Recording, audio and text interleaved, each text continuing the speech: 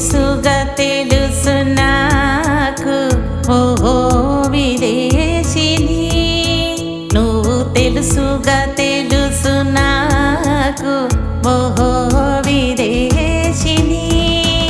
ఓ సింధు తీరవాసిని ఓహో విదేశిని, ఓ సింధు తీరవాసిని ఓహో విదేశిని, ఓహో విదేశిని.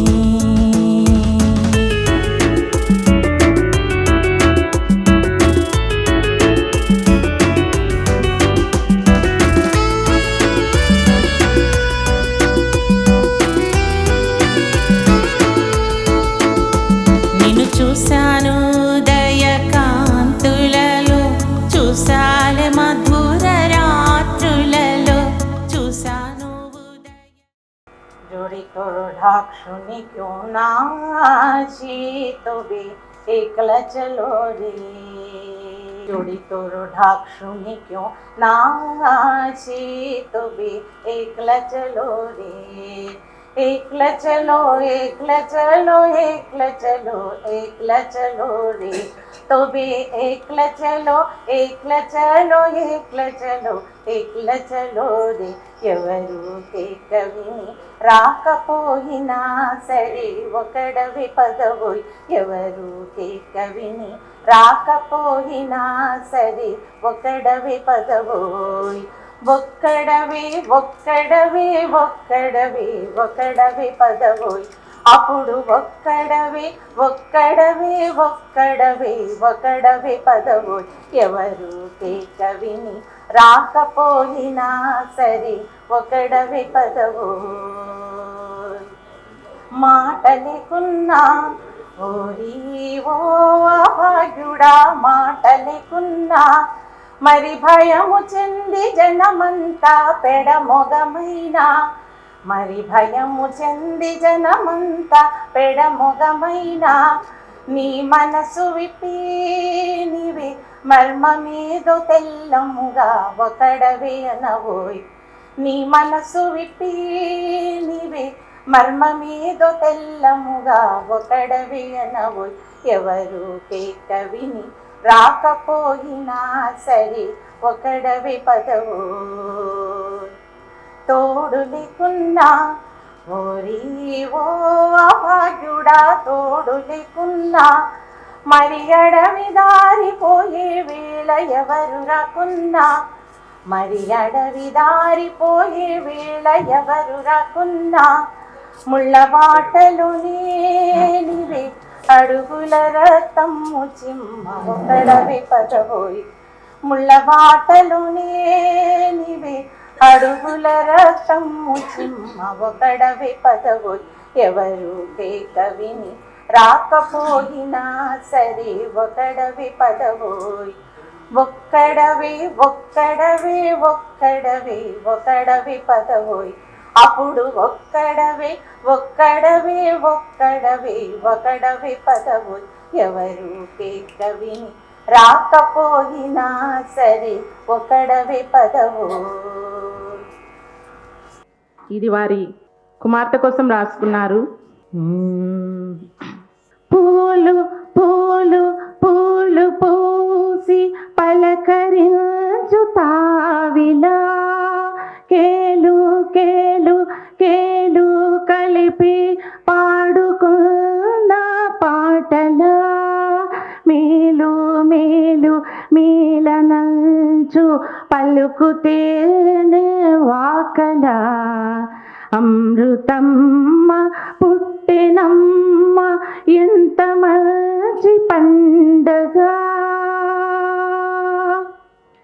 అలలు అలలు అలలు పరిచి పట్టుకున్న వెన్నెలా, కలలు కలలు కలలు కలిపి కూర్చుకున్న కవితలా, అమృతమ్మ వెలిగెనమ్మ ఎంత మంచి వేడుక, అమృతమ్మ వెలిగెనమ్మ ఎంత మంచి వేడుక.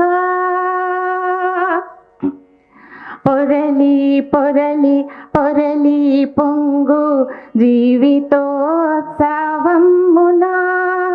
మరలి మరలి మరలి చూచు నృపముల వెల్లువా తరలి తరలి తరలి వచ్చు శుభాకాంక్ష వీచిక అమృతమ్మ పెరిగెనమ్మ అలుపులేని పాటగా అమృతమ్మ పెరిగెనమ్మ అలుపులేని పాటగా. Before we start this sabha, I want to read a really important poem. చిన్నప్పుడు మాకు బట్టి కొట్టించారనమాట. It's a very popular poem called Where the Mind is Without Fear. So context ఏంటంటే behind this, when Tagore wrote this poem, he imagined a country where people are not afraid to speak or think, where everyone has knowledge and education, where society is not divided by narrow-minded ideas like caste, religion or prejudice, where people always speak the truth and citizens constantly strive to improve themselves. And I feel this poem is very, very important considering the political, social and economic condition that India is in. So the poem goes like this. Where the mind is without fear and the head is held high, where knowledge is free, where the world has not been broken up into fragments by narrow domestic walls, where words come out from the depth of truth, where tireless striving stretches its arms towards perfection, where the clear stream of reason has not lost its way into the dreary desert sand of dead habit, where the mind is led forward by thee into ever-widening thought and action, into that heaven of freedom, my Father, let my country awake. आनन्दलोके मङ्गलालोके विराजो शोथ्यसुन्दरो आनन्दलोके मङ्गलालोके विराजो शोथ्यसुन्दरो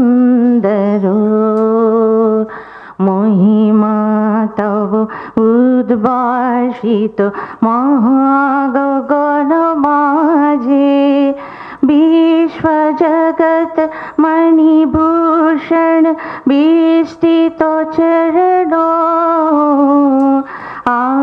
आनन्दलोके मङ्गलालोके विराजो शोथ्यसुन्दरो विराजो शोथ्यसुन्दरो. Rabindranath Tagore గారి జయంతి ఈ సందర్భంగా ఇక్కడ మనందరం కలుసుకున్నాము. ఇప్పుడే వినయ్ గారు తన మధురమైన స్వరంతో నాకు ఎప్పుడో పాత బాలసరస్వతి గారి పాటలు, వీళ్ళంతా ఆనాటి గాయనీమణుల ఆ పాటలు వింటున్నంత హాయిగా చాలా ఆనందంగా అనిపించింది ఈ పాటలు వింటుంటే, సాహిత్యం కానీ. ఈరోజు మనం మాట్లాడుకునే ముందు అతిథులు, ముఖ్య అతిథి మన తెలంగాణ భాషా సాంస్కృతిక శాఖ సంచాలకులు ఏనుగు నరసింహారెడ్డి గారు అత్యవసరమైన పని మీద వెళ్ళాల్సి ఉంది కాబట్టి ముందుగా అతిథులకి సత్కారం చేయాలని వినయ్ గారు అంటున్నారు. సో ముందుగా అతిథులకి సత్కారం. దీని అనంతరం మన అతిథుల ప్రసంగాలు విందాము. ట్యాగూర్ గురించి మనందరికీ తెలుసు, అయినా ప్రముఖుల ద్వారా వింటే ఇంకా బాగుంటుంది, ఇంకా సొగసుగా ఉంటుంది, ఇంకా ఎంతో వినాలని అనిపిస్తుంది. సత్కార కార్యక్రమం ముగిస్తే అతిథుల ప్రసంగాలు విందాం. ఇక్కడున్న అతిథులు సాధారణ వ్యక్తులు కాదు. సాహిత్యంలో ఎంతో సుప్రసిద్ధులు. ఇటు చిన్నవీర భద్రుడు గారు కానీ, ఏనుగు నరసింహారెడ్డి గారు కానీ, వాళ్ళ ప్రసంగాలు వినడం అనేది మనందరికీ ఒక ఎడ్యుకేషన్ లాంటిది. సో ఈ అవకాశం మాటి మాటికి రాదు, ఎల్లవేళలా రాదు, చాలా అరుదుగా వస్తుంది. ఎందుకంటే వాళ్ళిద్దరూ కూడా చాలా బిజీగా ఉంటారు. అలాంటి వ్యక్తులు సభకి రావడమే ఒక అదృష్టం, వాళ్ళ ప్రసంగాలు వినడం ఇంకా అదృష్టం. ఇవన్నీ నేను చెప్పుకుంటూ కాలయాపన చేసే కన్నా వాళ్ళ ప్రసంగాలు విందాము.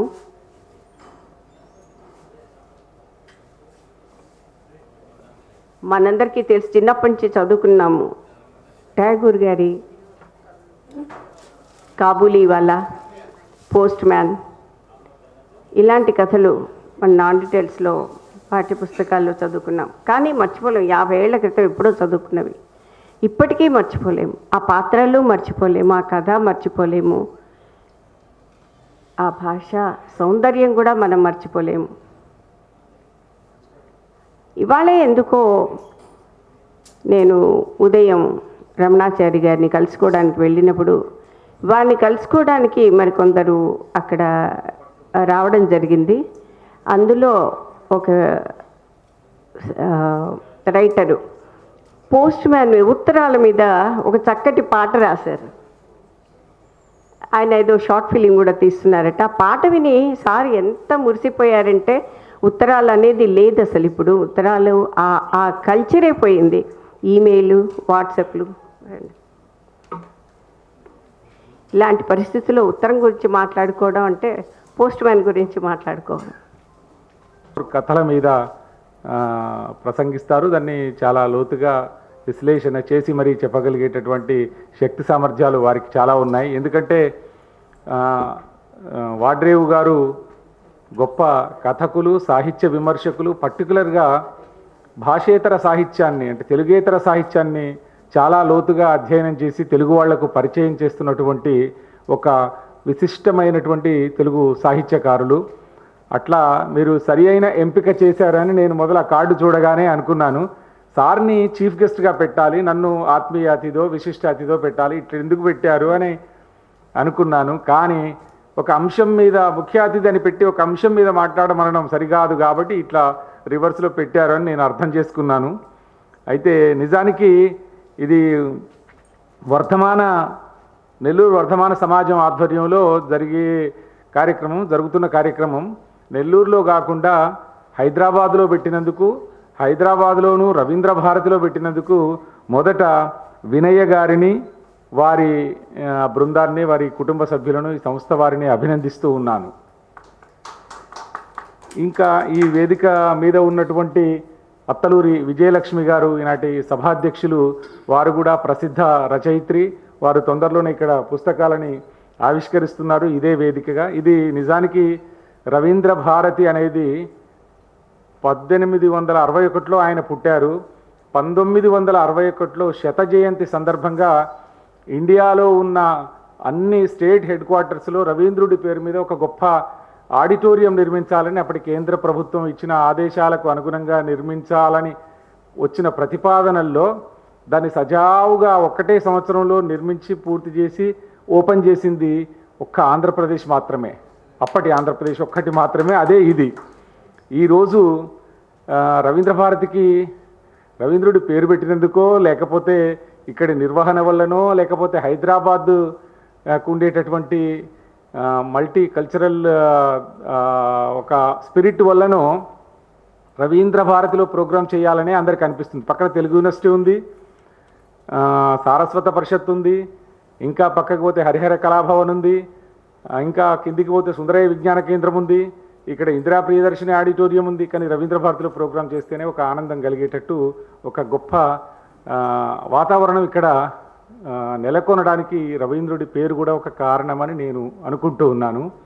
ఎందుకంటే రవీంద్రనాథ్ ఠాగూర్ నెల్లూరు కూడా పర్యటించారు కాబట్టి బహుశా నెల్లూరుని రవీంద్రనాథ్ ఠాగూర్ పర్యటించిన స్ఫూర్తిని తీసుకొని రమణారెడ్డి గారు ఈ వర్తమాన సమాజం ఆధ్వర్యంలో వారి మాతృమూర్తి పేరు మీదుగా ప్రతి సంవత్సరం రవీంద్రనాథ్ ఠాగూర్ జయంతిని నిర్వహించేవారని వినయ్ గారు చెప్పారు. రవీంద్రనాథ్ ఠాగూర్ జయంతి నిజానికి నిన్న రవీంద్ర భారతి జయంతిని పురస్కరించుకొని మేము తెలంగాణ భాషా సాంస్కృతిక శాఖ నుండి ప్రజాకళ అనే పేరు మీద 99 రోజుల నిత్య కార్యక్రమాన్ని మేము ఈరోజు ఒక కథక సమ్మేళనం నడుస్తుంది. ఇది 99 రోజులు పాల్కురికి సోమన్న మూల అని ఒక వేదికకు పేరు పెట్టి నడిపిస్తూ ఉన్నాము.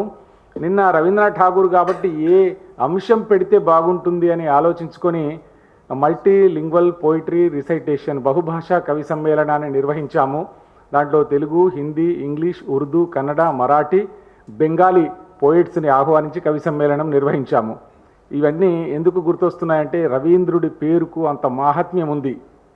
రవీంద్రుడి పేరుకు అంత మాహాత్మ్యం ఉండడానికి కారణం ఏంటంటే అది అలవోకగా ఆయనకు వచ్చింది కాదు.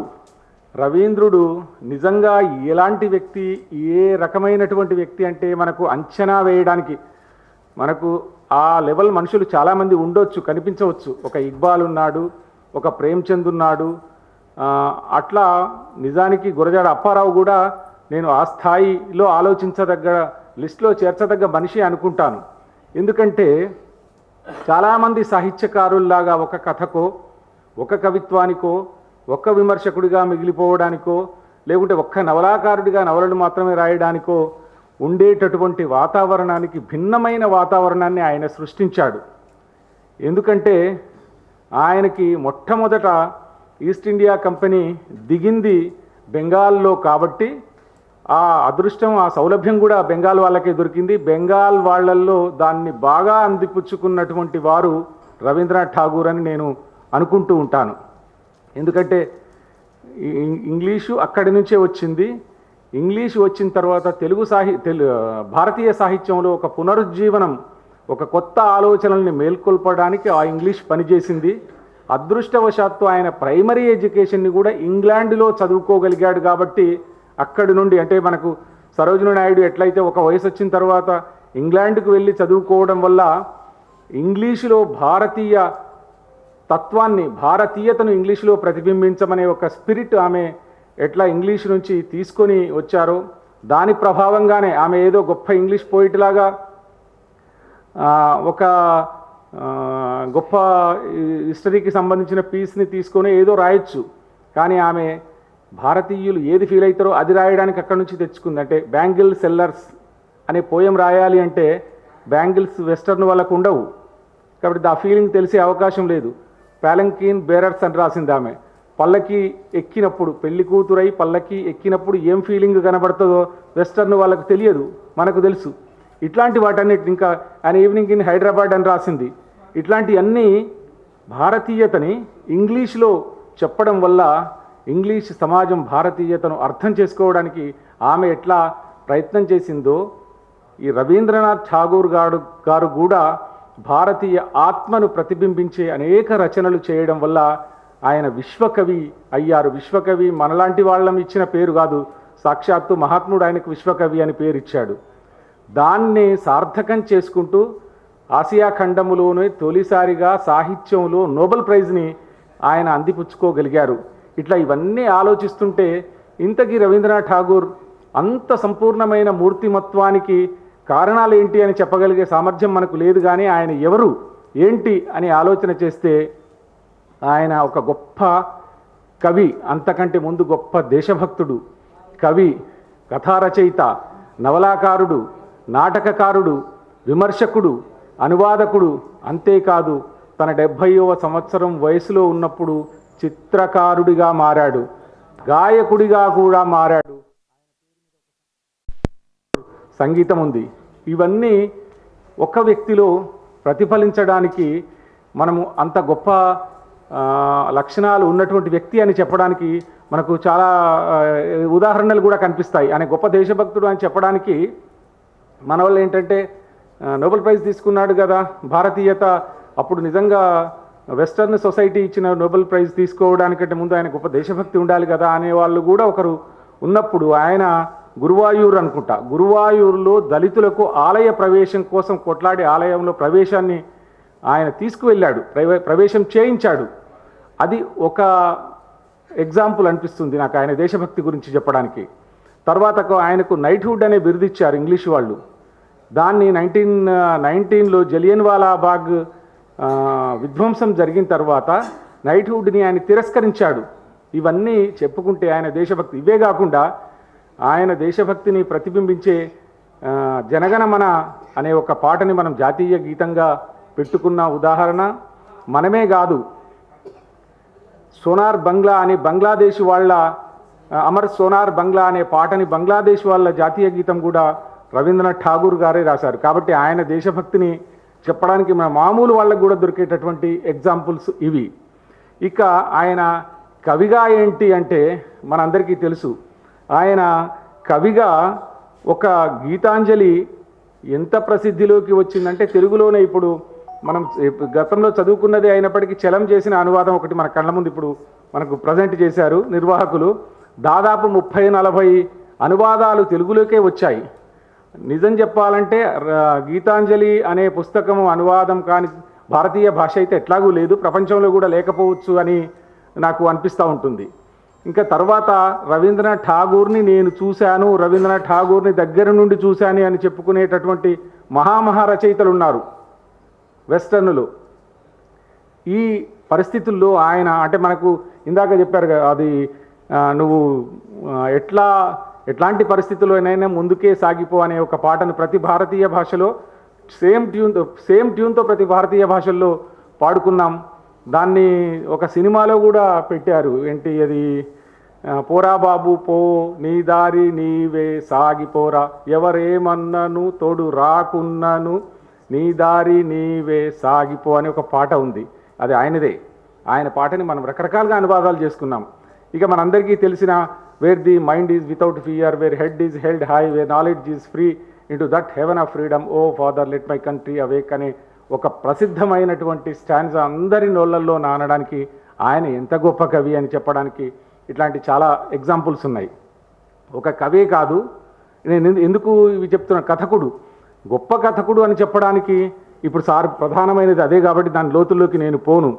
నిజానికి కాబూలీవాలా అనే ఒక్క కథలోనే ఆయన ఎంత తాత్విక చింతనని మనకి అందించగలిగాడు అంటే, ఇక్కడ ఈ అమ్మాయి పెళ్లి జరుగుతూ ఉన్నప్పుడు ఈమె ఒక 4-5 సంవత్సరాలలో చాలా క్లోజ్గా మాట్లాడగలిగేటటువంటి ఒక చిన్న అమ్మాయి పెళ్లి అవుతున్న సందర్భంగా తను వేరే వ్యక్తిగా మారిపోయినట్టు, దగ్గరికి పోలేని మాట్లాడలేని పరిస్థితుల్లో ఉన్న ఇప్పుడు నా కూతురు కూడా కాబూల్లో ఇట్లాగే పెద్దగా ఉంటుంది కదా, నేను పోక ఎన్ని రోజులైంది అనే ఒక ఫిలాసఫీని నిబిడీకృతం చేసి కొద్దిగా పెద్దగా ఉంటాయి, విస్తారంగా ఉండేటటువంటి కథలు రవీంద్రనాథ్ ఠాగూర్ ఉంటాయి.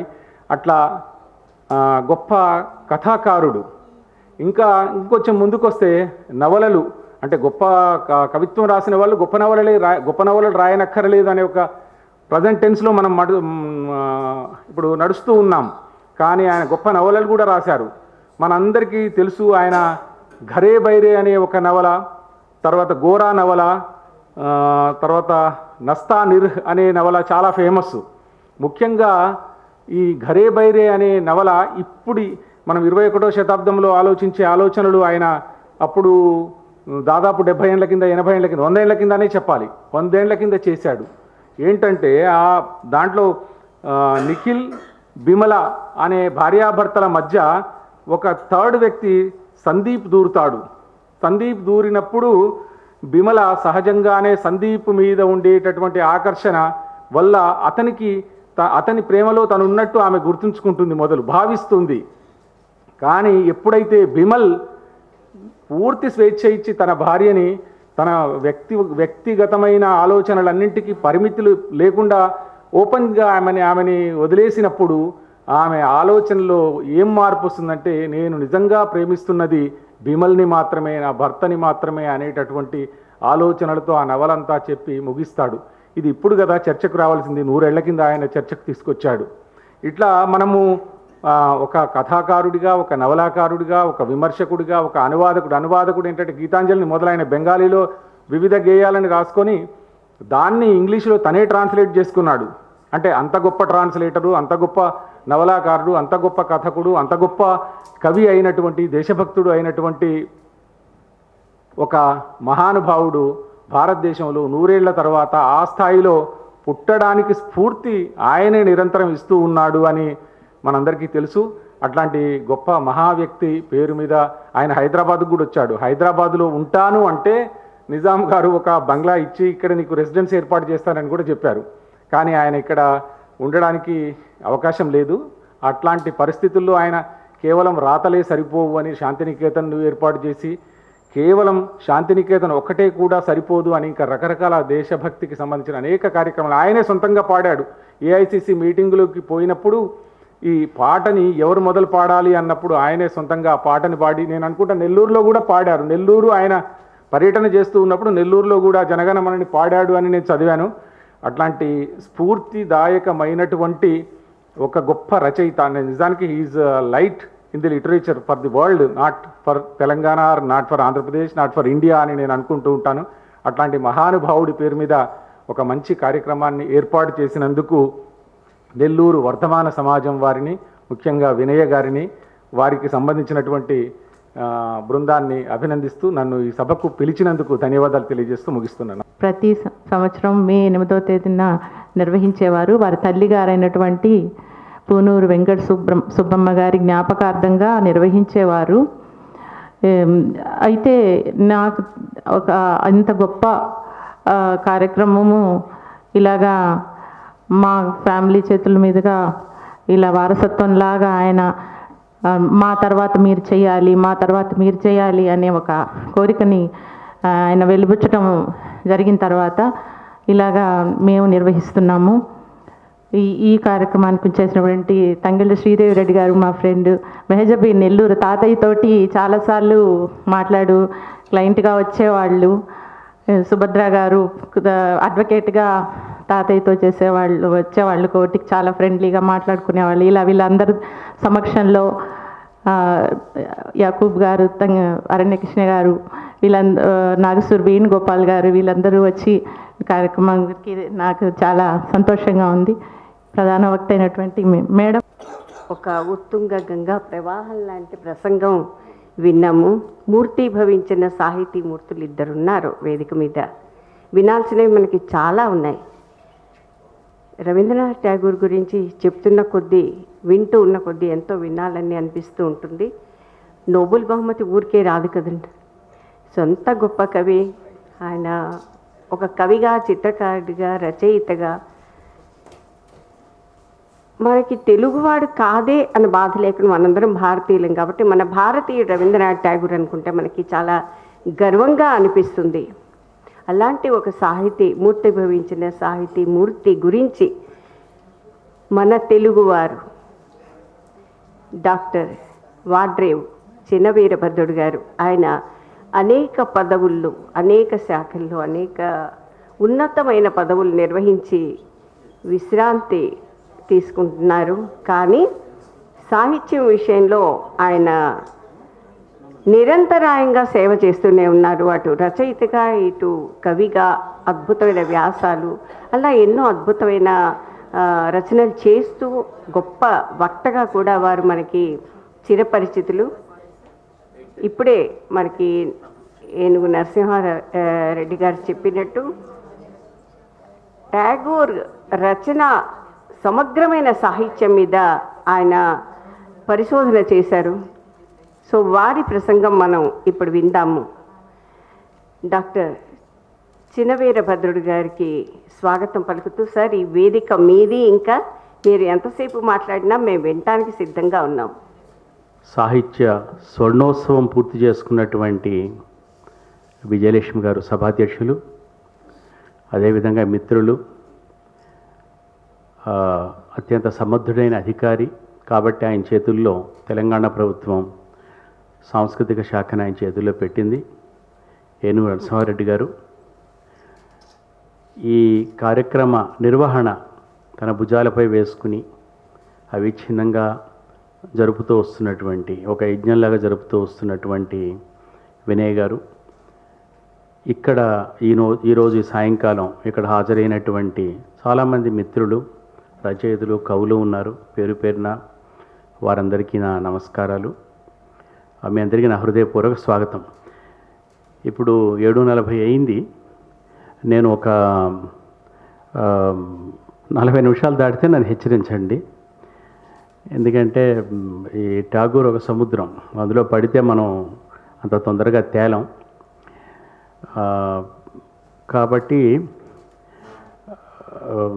మొట్టమొదటి ఏంటంటే ఇది నాకు 2వ అవకాశం. వర్ధమాన్ సమాజం వారు రవీంద్రుడి జయంతి సందర్భంగా ఏర్పాటు చేసే ప్రసంగ పరంపరలో నాకు 2వసారి అవకాశం ఇచ్చారు. అది నా భాగ్యంగా నేను భావిస్తూ ఉన్నాను. నేను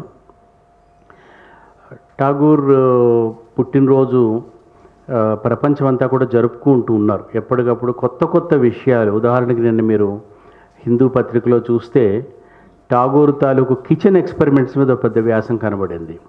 అంటే కొత్త కొత్త విషయాలు, కొత్త కొత్త పార్శ్వాల్లో ఆయన్ని అర్థం చేసుకోవడం ప్రయత్నిస్తూ ఉన్నారు. దాని అర్థం కవిగా, కథకుడిగా, నవలాకారుడిగా, సంగీతకారుడిగా ఆయన మనకు పూర్తిగా అర్థమైపోయాడని కాదు. ఎంత మాట్లాడుకున్నా, ఎంత పరిశీలించినా ఆయన గురించి మనం ఇప్పుడు ఉదాహరణకి కవిగా ఠాగూర్ మనకి తెలుసు అని అనుకుంటే మనం చదివింది మొత్తం అంతా కలిపి గీతాంజలి ఉంటుంది. లేదు చలంగారి పుణ్యమని ఒక 5-6 కవితా సంపుటాలు ఆయన తెలుగులోకి తీసుకొచ్చారు. కానీ ఠాగూర్ ఆయన జీవితకాలంలో నాకు తెలిసి దాదాపు ఒక 60-70 కవితా సంపుటాలు వెలువరించడమే కాక మరొక 3000 దాకా పాటలు రాశాడు ఆయన. అవి ఇవి కలిపితే ఒక 6-7 వేల కవితలు, పాటలు ఉంటాయి. ఎంత చదువు ఉంటాం అందులో మనం. నేను మాట్లాడేది కవిత్వం గురించి.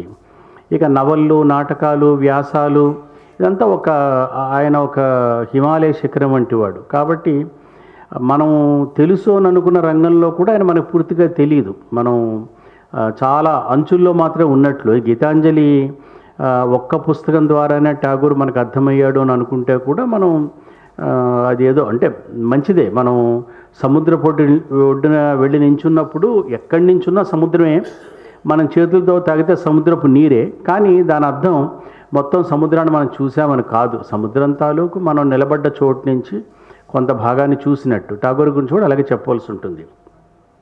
అందుకని వినయ్ గారు నన్ను ఠాగూర్ మీద మాట్లాడాలని అన్నప్పుడు మీరు ఏ అంశం మీదో మీరే నిర్ణయించండి, నేను మాట్లాడతానని చెప్పాను. ఎందుకంటే గత ఏడాది నేను ఫేస్బుక్ లైవ్లో దాదాపు ఒక 10 ప్రసంగాల దాకా ఠాగూర్ సాహిత్యం మీద చేశాను. ఎందుకంటే ఇలాగే గీతాంజలి, గోరా ఇలాంటి అందరికీ తెలిసినటువంటి పుస్తకాల గురించే ఠాగూర్ గురించి మాట్లాడుతున్నారు. కాబట్టి అందరికీ తెలుగులో ముఖ్యంగా ఎక్కువ మందికి తెలియనటువంటి రచనల గురించి మాట్లాడదామని అనుకుని కొన్ని ప్రసంగాలు చేశాను నేను.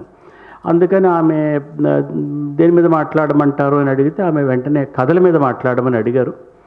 చాలా సంతోషం అనిపించింది. ఎందుకంటే కథలు ఠాగూర్ కథకుడిగా ముఖ్యంగా నాకెందుకు సంతోషం అనిపించింది అంటే ఆ వంకన మళ్ళీ ఒక్కసారి నేను ఠాగూర్ కథలు చదవచ్చు అనే ఉద్దేశం మీద మాట్లాడతానని చెప్పాను.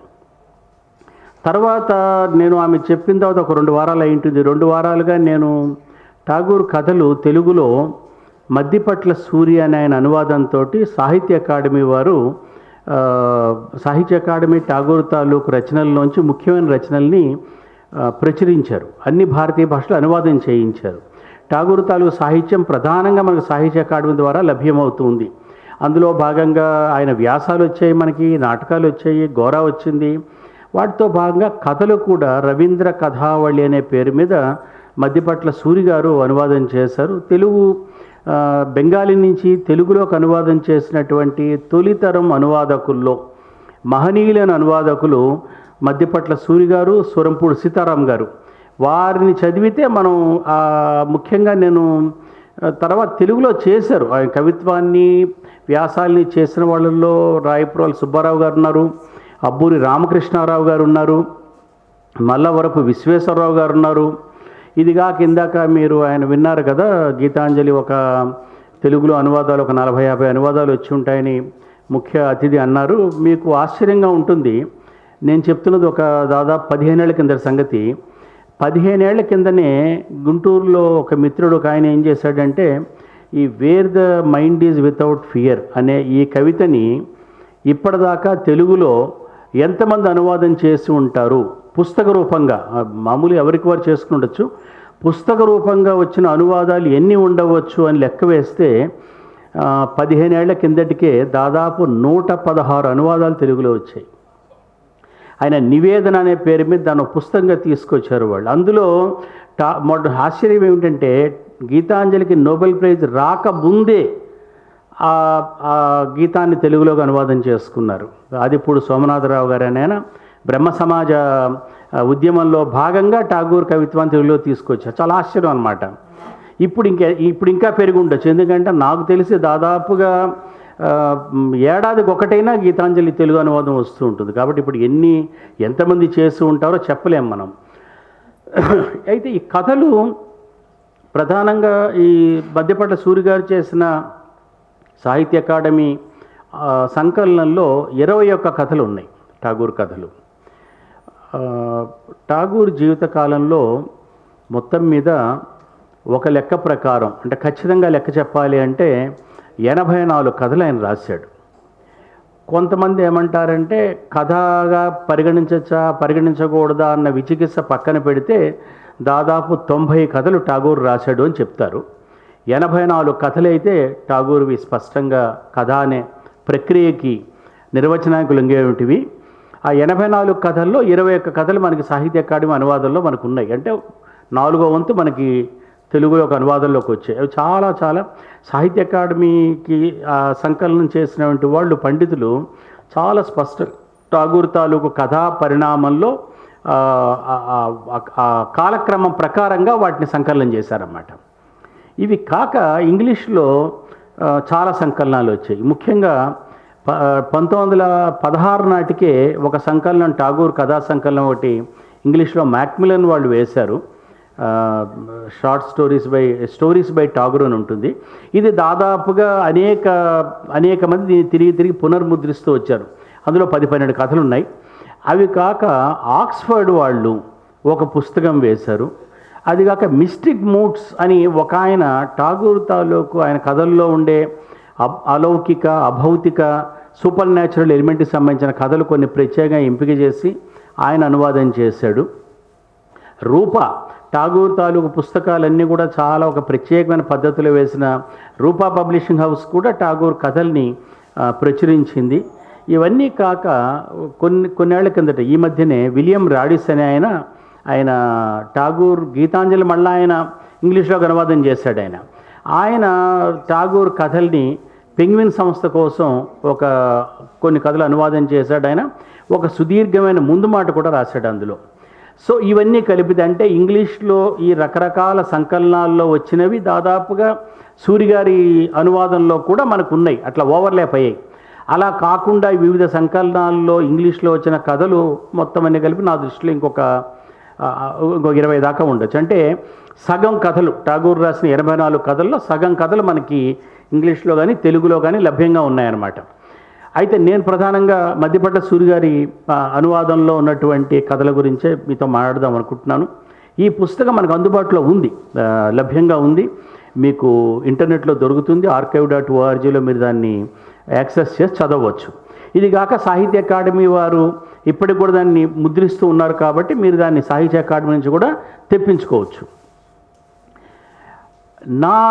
నాకు 40 ఏళ్ల కింద, అంటే నేను 20 నా డిగ్రీ చదువుతున్న రోజుల్లో అయ్యి ఉంటుంది, ఏ శాఖా గ్రంథాలయంలో నాకు ఆ ఠాగూర్ రవీంద్ర కథ, ఇది 66లో వచ్చింది పుస్తకం తెలుగులో. సో నేను మాట్లాడుతుంది 80 ఏళ్ళ సంగతి మాట్లాడుతుంది. అంటే ఆ పుస్తకం తెలుగులోకి వచ్చిన 20 ఏళ్ళ తర్వాత నేను డిగ్రీ చదువుతున్న రోజుల్లో ఏ శాఖా గ్రంథాలయంలో ఆ పుస్తకం నా చేతుల్లోకి వచ్చిందో నేను రాసుకున్నా కూడా. ఈ మధ్య నన్ను వెన్నాడే కథలను పుస్తకం తీసుకొచ్చా. అందులో పోస్ట్ మాస్టర్ కథ కూడా అందులో ఎంపిక చేశాను. అది ముందు మాట రాస్తూ ఆ కథకి పరిచయం ఏం రాశానంటే, ఏ శాఖా గ్రంథాలయంలో ఈ పుస్తకం నా చేతుల్లోకి వచ్చిందో ఆ రోజు నా జీవితంలో ఒక సుదినం అని చెప్పి రాసుకున్నాను. ఎందుకంటే ఠాగూర్ కథలు చదివిన తర్వాత నాకు అప్పటి గీతాంజలి తక్కిన తెలుగులో వచ్చిన దాదాపుగా ఠాగూర్ రచనలన్నీ కూడా, ఇవి కాక విజయవాడలో కొన్ని పబ్లిషింగ్ హౌసెస్ ఠాగూర్ పుస్తకాలు, సాహిత్య అకాడమీ 1000 కూడా చాలా పుస్తకాలు తెలుగులో తీసుకొచ్చారు. అవన్నీ కూడా తెలుగులో వచ్చినవన్నీ కూడా అప్పుడు నేను చదివాను, డిగ్రీ రోజులుగా చదివాను నేను. బహుశా వాటన్నిటిలో నేను ఆలస్యంగా చదివింది కథలు అన్నమాట. అయితే కథలు చదివిన తర్వాత నాకు ఏమనిపించిందంటే, అరే ఈయన కథకుడుగా ఇంత ప్రతిభావంతుడా, ఈ విషయం నాకు ఎవరు చెప్పలేదే, నేను చదివించాడు అక్కడ ఎంతసేపు ఆయన కవిగా అనే మాట్లాడతారే అని అనుకుంటూ ఉన్నాను అన్నమాట. ఇప్పుడు వినయ్ గారు మాట్లాడమని అన్న తర్వాత మళ్ళా నాకు ఈ 2 వారాలుగా 20 కథలు, మామూలుగా అయితే ఒక పూటలో చదవచ్చు ఆ పుస్తకం, 400 పేజీల పుస్తకం. కానీ మిత్రులారా, నాకు 2 వారాల పాటు ఏ రోజు కూడా నేను 1 లేదా 2 కథలు మేము చదవలేకపోయాను. ఎందుకంటే అసలు అది మీ కళ్ళల్లో నీళ్లు రాకుండా, మీ గొంతు పూడిపోకుండా, మీ గుండెలో ఎవరో చేయి పెట్టి కలిచినట్టు ఉండకుండా మీరు ఆ కథలు చదవలేరు. ఇప్పుడు నాకు మళ్ళా ఒకసారి 40 ఏళ్ల తర్వాత, నా 60 ఏళ్ల జీవితంలో 60 ఏళ్ళు దాటిన తర్వాత ఈరోజు మళ్ళా కథలు చదివితే నాకు అనిపించింది ఏమిటంటే, ఠాగూర్ తాలూకు సమస్త సాహిత్యం కూడా లుప్తమైపోతే, ఏదన్నా కారణం వల్ల అదృశ్యమైపోతే, ఈ కథా సంపుటి, ఆ 84 కథలు కూడా అక్కర్లేదు, ఈ సాహిత్య అకాడమీ తీసుకొచ్చినటువంటి 21 కథలతో ఉన్న ఈ కథా సంపుటి ఒకటి మాత్రమే మిగిలినా కూడా ఈయన ఒక సర్వోత్కృష్టుడైన రచయిత అని చెప్పడానికి నాకు ఎటువంటి సందేహం లేదు. ఒక అసామాన్యమైన, అసాధారణమైన రచయిత ఈయన జీవితాన్ని కానీ, మనుషుల్ని కానీ, ప్రపంచాన్ని కానీ చాలా ఒక ఉన్నత స్థితిలోంచి ఈయన చూశాడు. ఈయన ఒక సాధారణ రచయితగా మనం లెక్కేయలేము అని ఈ కథలు చదివితే మనకు అర్థమవుతుందన్నమాట. అందుకని నేను మీకు కొద్దిగా నేనేమనుకుంటున్నానంటే, నా ప్రసంగంలో ప్రధానంగా నేను 3 భాగాలుగా మీకు చెప్పాలనుకుంటున్నా.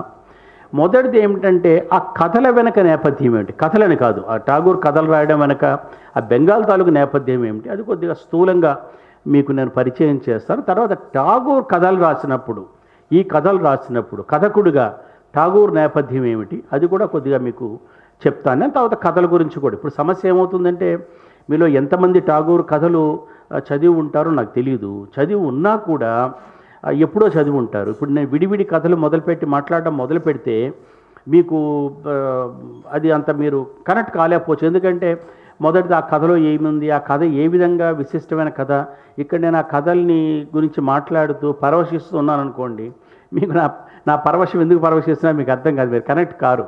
ఇది చాలా సమస్య. కవిత్వంతో అంత సమస్య ఉండదు మనకి. కవిత్వం అంటే పాట పాడి ఒక కవిత వినిపించి మెప్పించవచ్చు. కథ అంటే అట్లా కాదు, కథ అంతా చెప్పాలి. ఇప్పుడు ఆ కథలన్నీ చెప్పడం మొదలు పెడితే కూడా అది that's not the proper way of introducing A short story writer.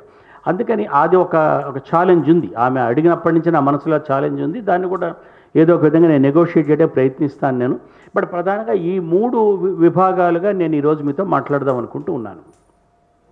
మిత్రులారా, మీ అందరికీ తెలుసు, ఈస్ట్ ఇండియా కంపెనీ బెంగాల్లోనే మొట్టమొదట కాలూనింది వ్యాపారం కోసం. 1690లో కలకత్తా అనే ఒక పట్టణాన్ని ఈస్ట్ ఇండియా కంపెనీ సృష్టించింది. ఒక మద్రాసు, కలకత్తా, బొంబాయి, ఈ 3 మహానగరాలు కూడా ఈస్ట్ ఇండియా కంపెనీ సృష్టించిన నగరాలు ఇవి. ఆ కలకత్తా అనే నగరం ఒక 3 చిన్న చిన్న ఊళ్ళని తీసుకునే వాళ్ళు అక్కడ ఒక ఓడరేవుని తయారు చేసుకున్నారన్నమాట. 1690 ఠాగూర్ కథలు 1890 నుంచి రాయడం మొదలుపెట్టాడు. అంటే కలకత్తా పట్టణం ఏర్పడిన 200 ఏళ్ల తర్వాత ఠాగూర్ ఈ కథలు రాశాడు. కాబట్టి ఠాగూర్ వెనక ఏముంది, 200 ఏళ్ల బెంగాల్ ఉంది, ఆధునిక బెంగాల్ ఉంది. ఆధునిక బెంగాల్ అంటే పాశ్చాత్య దేశాలతో, ముఖ్యంగా బ్రిటిష్ వాళ్ళతో, ఈస్ట్ ఇండియా కంపెనీతో, బ్రిటిష్ ఈస్ట్ ఇండియా కంపెనీతో సంపర్కం ఏర్పడ్డటువంటి బెంగాల్ ఉంది. అంతకుముందు బెంగాల్ చరిత్ర వేరే, దానిలోకి మనం వెళ్ళొద్దు. కానీ 200 ఏళ్ల బెంగాల్ చరిత్రలో, 200 ఏళ్ళు అంటే నేను మాట్లాడేది 1690 నుంచి 1890 దాకా. ఈ మధ్యలో మీ అందరికీ తెలుసు, 1690 నుంచి 1757లో ప్లాసీ యుద్ధం అని జరిగింది. సిరాజుద్దౌలాకి ఈస్ట్ ఇండియా కంపెనీ మధ్య పోరాటం జరిగింది. ఆ పోరాటంలో రాబర్ట్ క్లైవ్ అనేవాడు సిరాజుద్దౌలాని ఓడించి అతని చేతుల్లోంచి కలకత్తా పట్టణాన్ని స్వాధీనం చేసుకున్నాడు. ఈ 100 ఏళ్ళు, 1690 నుంచి 100 ఏళ్ళు కూడా కాదు, ఒక 60-70 ఏళ్ల పాటు ఈస్ట్ ఇండియా కంపెనీ నిలదొక్కడం ప్రయత్నిస్తూ వచ్చింది. 1757 నుంచి ఆ తర్వాత మీకు తెలుసు 1764 బక్సార్ అనే యుద్ధం జరిగింది. అప్పుడు వాళ్ళు మొఘల్ చక్రవర్తుల దగ్గర నుంచి పన్ను వసూలు చేసే అధికారం సంపాదించుకున్నారు. పన్ను వసూలు చేసుకునే అధికారం ఈస్ట్ ఇండియా కంపెనీ సంపాదించుకున్న తర్వాత ఏమైందంటే, కంపెనీ కానీ రాజు కానీ స్వయంగా వచ్చి పరిపాలించడు కదా, వాళ్ళ తాలూకు ఏజెంట్లు ఉంటారు. మొఘల్ కాలంలో అటువంటి ఏజెంట్లుగా జమీందారులను ఉండేవారు. వాళ్ళు పన్ను వసూలు చేసేవారు అన్నమాట. పన్ను వసూలు చేయడం కూడా కమిషన్ ఏజెంట్ లాగా, ఆ మొఘల్ చక్రవర్తి తాలూకు ఏజెంట్లో అతను ఉండి పన్ను వసూలు చేసేవాడు. అదే అతని తాలూకు బాధ్యత.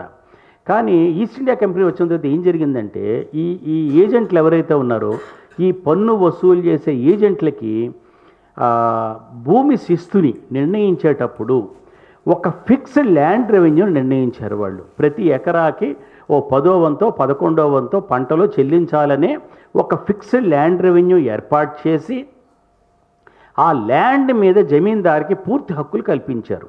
అంటే ల్యాండ్ రెవెన్యూ కలెక్టరు, జమీందార్ ఒక ల్యాండ్ రెవెన్యూ కలెక్టర్గా, ఒక కలెక్షన్ ఏజెంట్గా మొదలైన వాడు. సాయంకాలం కంపెనీ తాలూకు ఏజెంట్ వచ్చి అందరూ డబ్బులు కలెక్ట్ చేసుకెళ్తాడు కదా, అటువంటి వాడికి ఈస్ట్ ఇండియా కంపెనీ ఏం చేసిందంటే పూర్తి అధికారాలు, చివరికి సివిల్ క్రిమినల్ జ్యుడిషియరీ అధికారాలు కూడా చాలా వరకు కట్టబెట్టింది. ఇది 1790 నాటికి ఇది స్థిరపడింది. అంటే ఠాగూర్ కథలు రాసే నాటికి 100 ఏళ్ళు వెనక్కి, 1790 నుంచి 1890 దాకా బెంగాల్ మొత్తం ఎవరి చేతుల్లో ఉంది?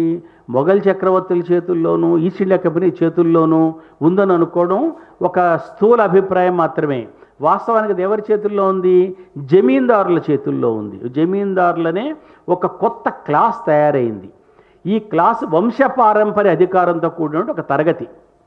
ఈ తరగతి ఏం చేశారంటే 100 ఏళ్ల కాలంలో వాళ్ళు అత్యంత పీడకమైనటువంటి ఒక క్లాస్గా తయారయ్యారు. వాళ్ళు రైతుల్ని, ఎందుకంటే వాడు ఫిక్స్డ్ ల్యాండ్ రెవెన్యూ కదా, పంట పండిందా పండలేదా ఇంక దాంతో సంబంధం లేదు, ఇంత వసూలు చేయాలి, కట్టాలి.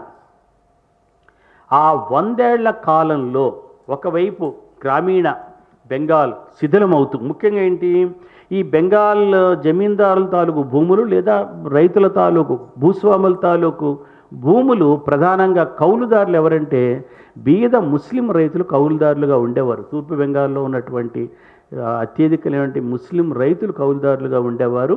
ఈ భూస్వాములు కలకత్తాలో చేరారు. కలకత్తాలో కొత్త నగరం తయారైంది, అక్కడ ఒక కొత్త పట్టణం. అక్కడ ఆధునిక జీవితం తాలూకు సదుపాయాలు, సౌకర్యాలు, ఆ ట్రెండ్స్, ఆ బ్యూటీ, ఆ ఫ్యాషను అవన్నీ కూడా కలకత్తాలో కేంద్రీకరించడం మొదలుపెట్టాయి. కాబట్టి వీళ్ళు ఏం చేశారు, ఈ డబ్బుతో కూడిన జమీందారులు ఈ డబ్బు తీసుకొచ్చి కలకత్తాలో ఇళ్ళు కట్టుకుని కలకత్తా చుట్టూ భూములు కొనుక్కుని వీళ్ళు ఒక విలాసవంతమైన జీవితానికి అలవాటు పడడం మొదలుపెట్టారు. వీళ్ళ కింద ఉండే భూస్వాములు కూడా అక్కడ పంటలు పండించడం కానీ పొలం దున్నడం కానీ మానేశారు. యాబ్సెంటీ ల్యాండ్ లార్డ్ అంటారంటే వాడు ఇక్కడ కూర్చుంటాడు, వాడి తరఫున కౌలుదారు అక్కడ పనిచేస్తుంటాడు.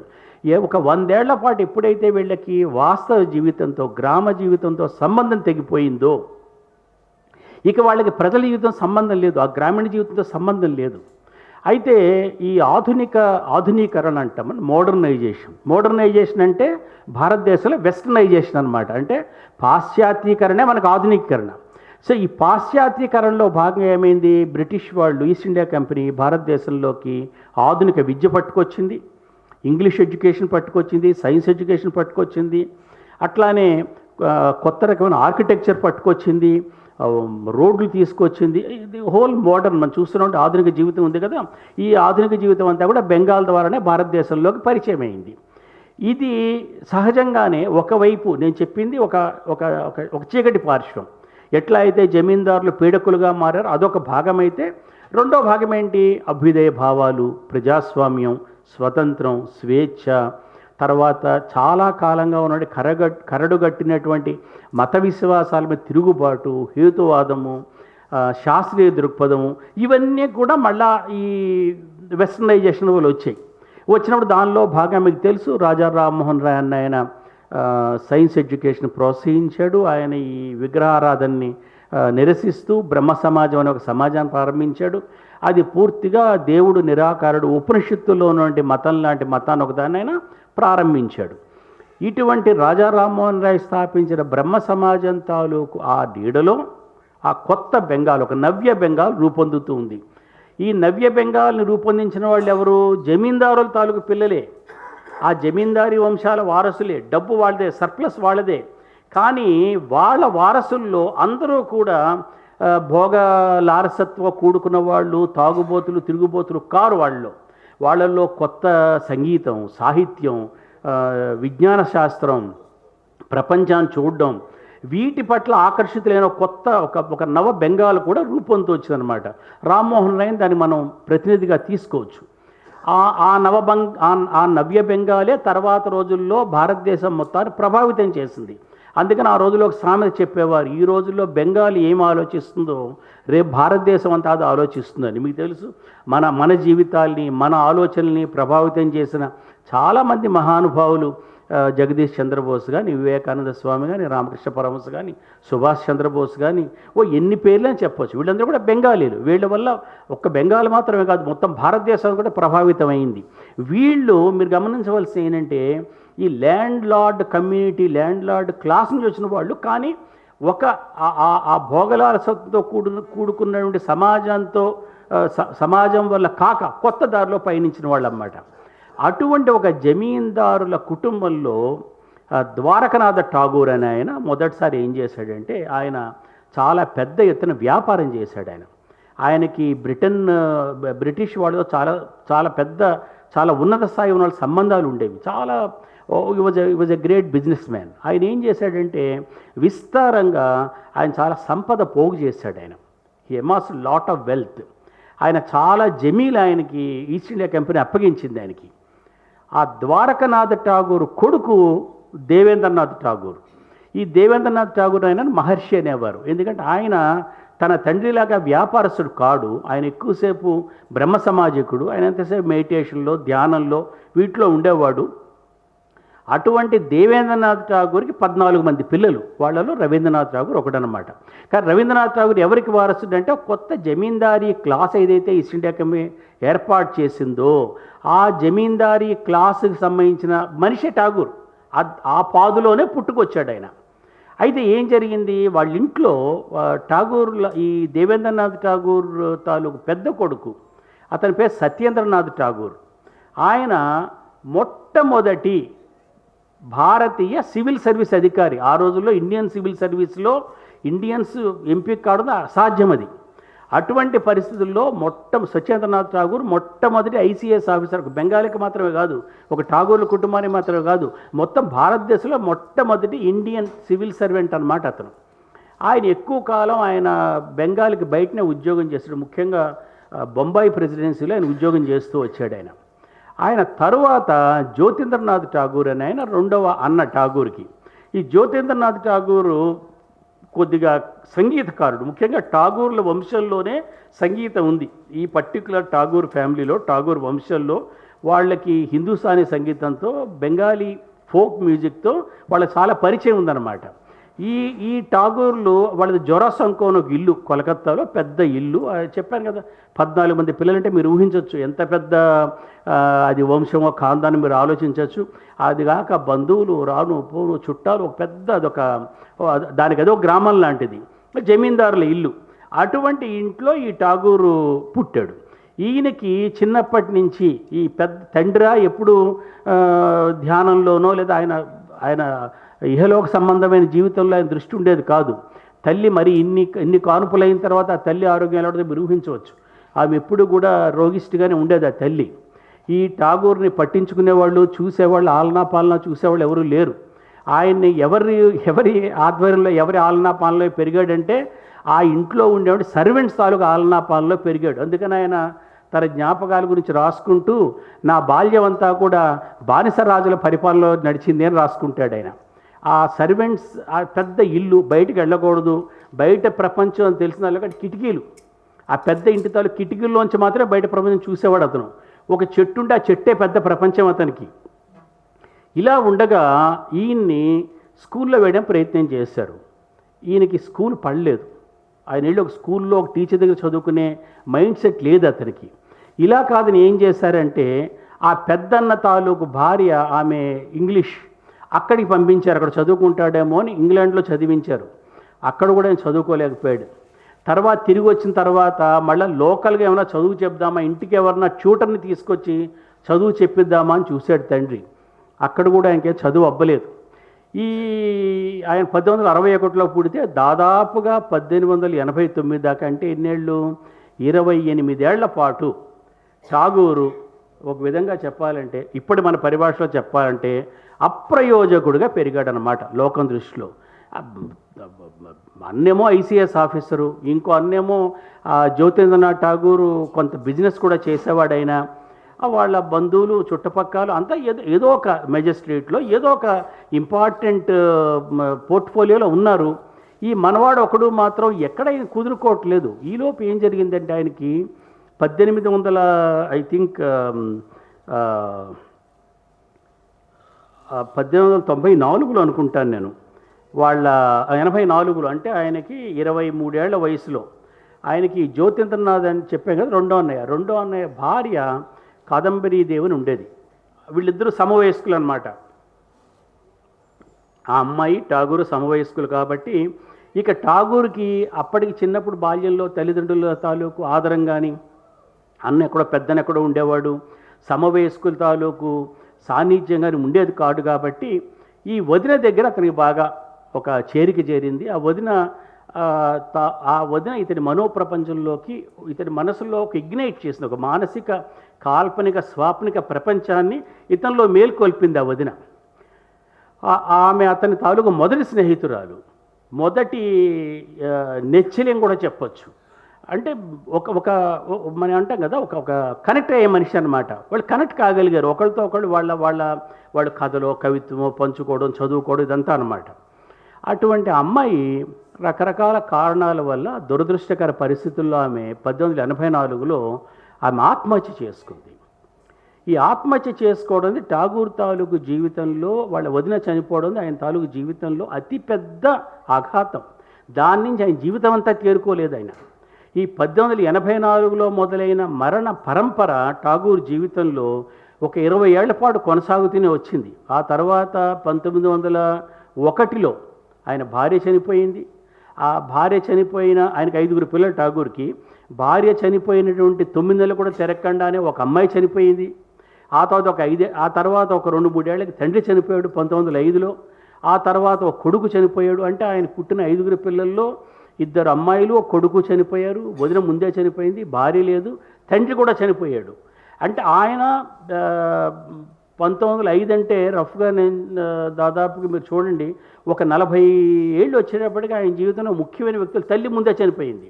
తల్లి చాలా చిన్నప్పుడే 15 ఏళ్ళ వయసులో తల్లి చనిపోయింది. కాబట్టి ఒక 40 ఏళ్ల జీవితంలో 20 ఏళ్ళకి మొదలైతే 84 అంటే 23 ఏళ్ళు, 23 ఏళ్లకి వదిన చనిపోతే 43 ఏళ్లకి తండ్రి చనిపోయాడు అనుకుంటే, ఈ 20 ఏళ్ల జీవితం 1884 నుంచి 1905 దాకా 20 ఏళ్ల పాటు ముఖ్యమైన వ్యక్తులందరూ అతని జీవితాన్ని నిష్క్రమిస్తూ వచ్చారు. అందుకని అంత విషాదం జీవితంలో, మనకి తెలిసిన ఏ భారతీయ రచయిత జీవితంలో, కవి జీవితంలో ఇంత విషాదం మీకు కనబడదు. అసలు మనకు తెలిసిన తెలుగు రచయితలు ఎవరికి ఇంత విషాదం ఎవరి జీవితంలో చూడలేదు. నేను ఆశ్చర్యం వేస్తుంది అనమాట. ఆ గీతాంజలి కవిత్వం చదువుకుని ఈరోజు జమీందారు ఈయన చాలా ఏదో దేవుడి గురించి పాటలు రాసుకున్నాడు అనేవాళ్ళు ఠాగూర్ జీవితంలో తెలియక మాట్లాడే మాటలు అవి. ఆ చూసినటువంటి దుఃఖం, ఆ చూసినటువంటి అసలు ఇప్పుడు ఊహించాడు, చిన్న పిల్లవాడు, స్నేహితులు లేరు, ఆడుకునేవాళ్ళు లేరు, స్కూల్కి వెళ్ళలేదు, కానీ ఏదో ఒక వెతుకులాట, అన్వేషణ, అలాంటి జీవితంలో ఒక అమ్మాయి ప్రవేశించింది. వదిన అయి ఉండొచ్చు, ఫైన్, ఒక స్నేహితురాలు ఆమె సూసైడ్తో మొదలైంది లైఫ్. ఇటువంటి పరిస్థితుల్లో వాళ్ళ నాన్న ఏం చేశాడు, ఇంకా మనవాడు ఏదో చేయాలి కదా. 29 ఏళ్ళు వచ్చాయి 1889 నాటికి, 1889 నాటికి 28 ఏళ్ళు వచ్చాయి కదా. ఒకరోజు వాళ్ళ నాన్న పిలిచి ఏం చేశాడంటే, బాబు మనకి 3 పరగణాలు ఉన్నాయి, ఈ ఎస్టేట్లు మీ రెండో అన్న పేరు మీద ఉన్నాయి, మేనేజ్మెంటు జ్యోతీంద్రనాథ్ పేరు మీద, ఈ వేళ నుంచి నీ ఎస్టేట్లు నేను నీకు ట్రాన్స్ఫర్ చేస్తున్నాను, నువ్వు పోయి అవి చూసుకురా అన్నాడు. మనవాడు 29-30 ఏళ్ళ కుర్రవాడి యువకుడిని పట్టుకుని పోయి ఎస్టేట్లు మేనేజ్ చేయమంటే, ఇతను చిన్నప్పటి నుంచి ఎలా పెరిగాడు, బాధ్యత లేదు, నిష్పూచి, ఏదో కూర్చుని కాళిదాస్ కవిత్వం చదువుకుంటూ పెరిగాడు, పోయిటరీ చదువుకుంటూ పెరిగాడు, డ్రీమరు, స్వాప్నికుడు. ఈ స్వాప్నికుడు పోయి నువ్వు అక్కడ పోయి ఎస్టేట్లు ఎస్టేట్ చూడడం అంటే ఏంటి? అది నేను చెప్పాను, ముందేం చెప్పాను, ఎవరు ఏ భూస్వామి కూడా గ్రామాల్లో ఉండేవాడు కాదు. అబ్సెంటీ ల్యాండ్ లార్డ్, ఎవరికి అప్పచెప్పేవారు, వాళ్ళు రైతులు నానా హింస పెట్టేవారు, వీళ్ళు వెళ్ళేవారు కూడా కాదు అక్కడికి. ఈయన ఎవరంటే అక్కడికి వెళ్ళి ఉండు అన్నాడు. అలాగే వాళ్ళు 3 పరగణాలు ఉండేవాళ్ళకి. ఆ 3 పరగణాలు ఇప్పుడు 3 కూడా బంగ్లాదేశ్లో ఉన్నాయి. ఆ 3 పరగణాల్లో ఒకటి బెర్హాంపూర్ అని, ఒకటి సజాద్పూర్ అని, ఇంకోటి పటీసార్ అని 3 పరగణాలు అన్నమాట. పరగణ అంటే జమి, మన భాషలో చెప్పాలంటే ఒక తాలూకా స్థాయి విస్తీర్ణం ఉండే ప్రాంతం అనుకోండి. అక్కడ వెళ్ళి ఉండు అన్నాడు.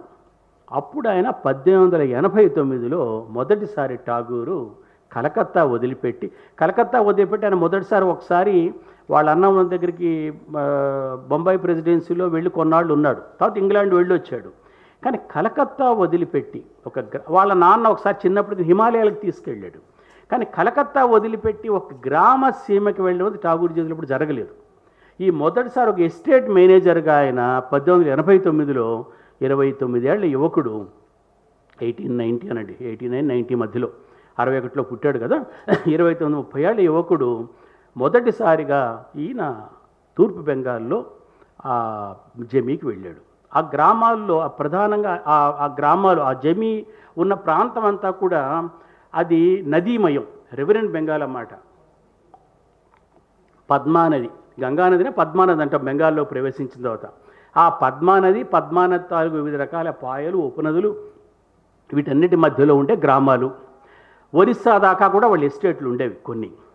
ఆయన పని ఏమిటంటే ఆ గ్రామాలకు వెళ్ళడం, ఆ కౌలుదారు ఎలా వ్యవసాయం చేస్తున్నారో చూడడం, తనకి రావాల్సినటువంటి తమ కుటుంబానికి రావాల్సిన శిస్తు వసూలు చేసుకోవడం, ఇది ప్రధానంగా పని. వాళ్ళకి ఈ దేవేంద్రనాథ్ ఠాగూర్ తండ్రి ద్వారకనాథ్ ఠాగూర్ కాలంలోనే ఒక రివర్ బోట్ ఒకటి వాళ్ళు తయారు చేసుకున్నారు. ఆ రివర్ బోటు కొద్దిగా సౌకర్యవంతంగా ఉండే బోట్ అనమాట. అందులో ఒక 2 బెడ్రూమ్స్, ఒక డైనింగ్ హాలు, కిచెన్ అండి, ఒక సౌకర్యవంతమైన ఒక ఇల్లు అనుకోండి. అయితే అది నది మీద ప్రయాణిస్తూ ఉంటుంది. ఆ రివర్ బోటు నిరుపయోగంగా పడి ఉండేది. మనవాడు వెళ్ళిన తర్వాత ఏం చేశాడంటే, ఈ శిలైదాహ అనే ఊరు, ఈ శిలైదాహ అనే ఊళ్ళో ఈయన ఆఫీస్ పెట్టుకున్నాడు. అక్కడ ఈ బోటుని రిపేర్ చేయించి ఆయన ఏం చేశాడు, బోట్లో ప్రయాణించడం మొదలుపెట్టాడు.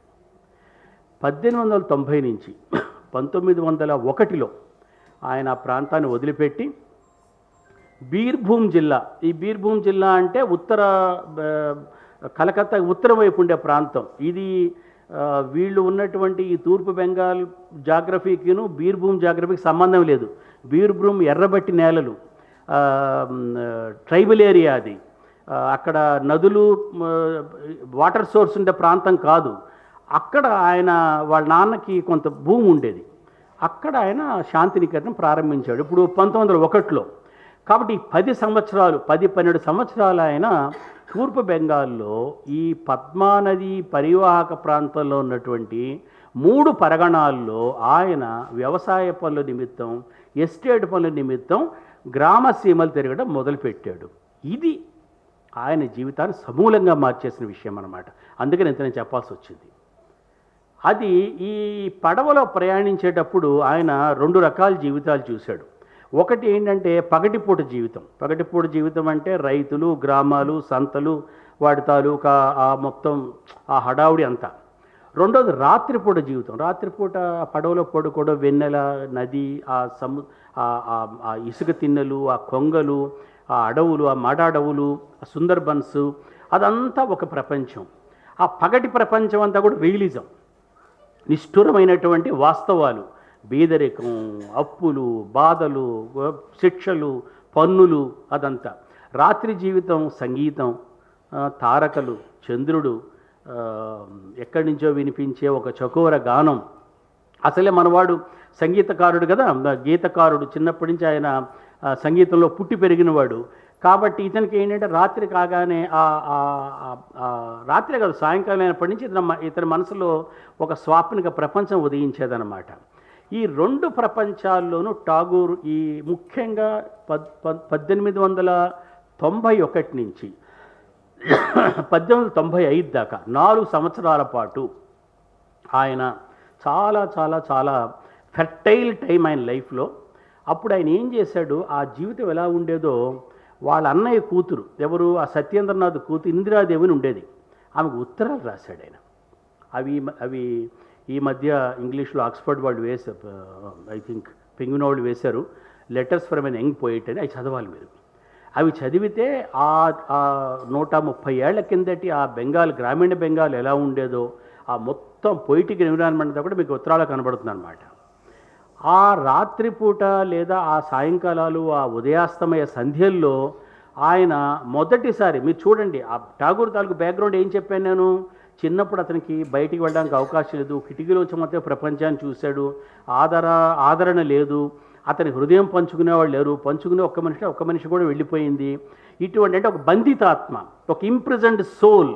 ఈ బంధితాత్మ ఒక్కసారి అంత విశాలమైనటువంటి నదీ తీరంలో, భూమి ఆకాశాలు కలిసే ప్రదేశంలో ఒక పడవి ఇచ్చి తిరగమంటే ఆ మనిషి ఏం చూశాడు, రైతులను చూశాడు, కడగండ్లు చూశాడు, కష్టాలు చూశాడు. కానీ దాన్ని దాటి, వీటన్నిటినీ దాటిన, ఇంగ్లీష్లో ట్రాన్సెండెంట్ అంటాం, దీన్ని అతిక్రమించినటువంటి ఒక సత్యం ఉందని ఆయన గ్రహించాడు. దాన్ని ఆయన సర్వేశ్వరుడు అని అన్నాడు అన్నమాట.